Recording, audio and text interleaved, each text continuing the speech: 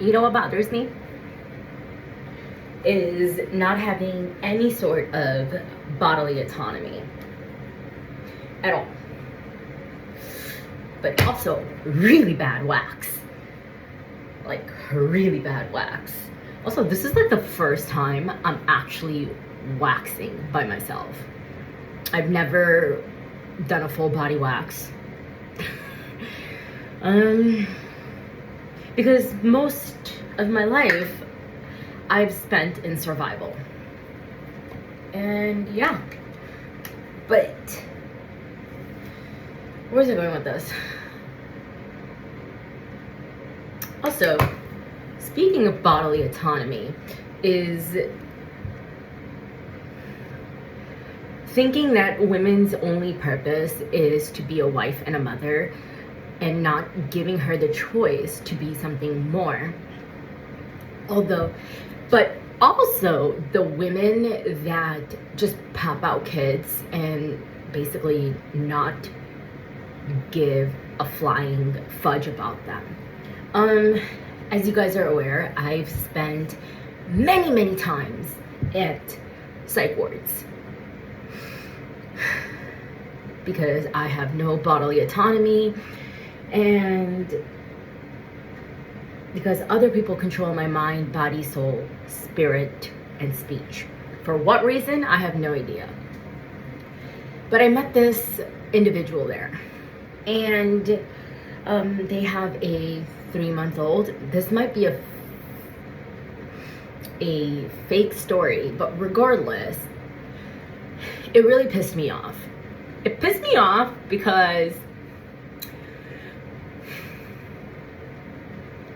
I've always wanted to be a mom, and to see somebody a lot younger than me have a child that they don't care about because they're too busy snorting up gabapentin. I don't even know if that's possible because, like I said, I've spent so much time in survival mode and I've experienced so much brain fog.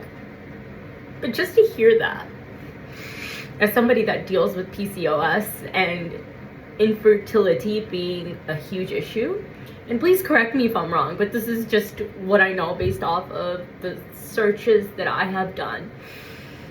And it doesn't help that I'm surrounded by Maya or illusions and magic. So I don't know what's real because I think I'm still on the first Gunasthana, which is called Mithyatva, where it's false belief and false perception.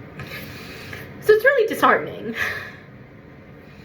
It's disheartening to feel really alone in your mind, body, soul, and spirit, and just in every aspect of life, and having such strong disconnects. You know what I'm saying?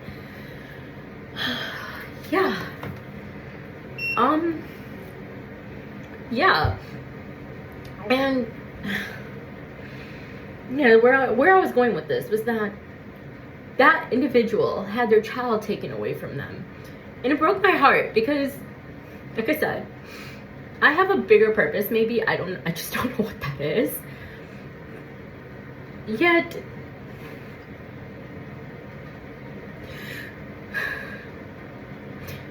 to know that having my own child is not an option, and to hear somebody, like I said, say they're too busy taking drugs to not give a fudge about their own child is so disheartening.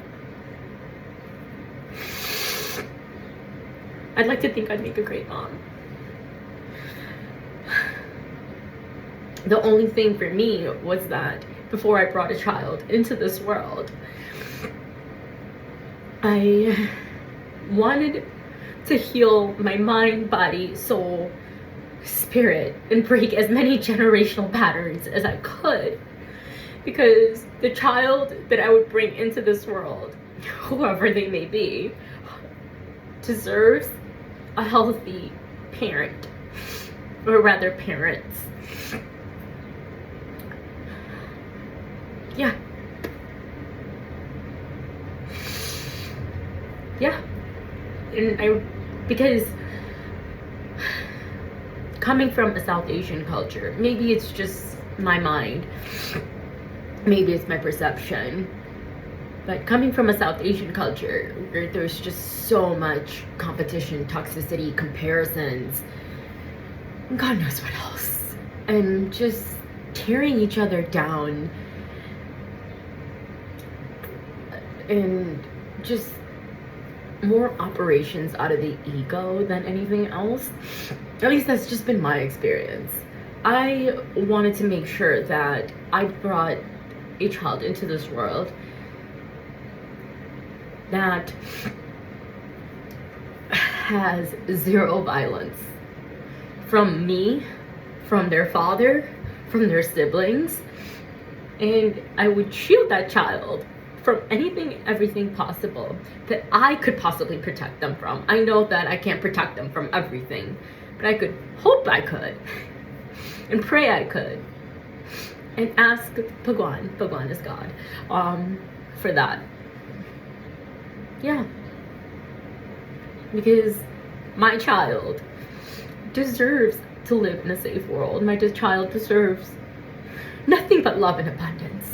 Nothing but love and abundance. And my child especially deserves to be believed. And most importantly, my child deserves to have a flawless body. And when I say a flawless body, I mean disease-free, scar-free. Scar-free. Scar-free. Yeah. Alright, I'm gonna go wax the rest of my body. So whoever listened, listen. Thanks. Have a good rest of your night, everybody.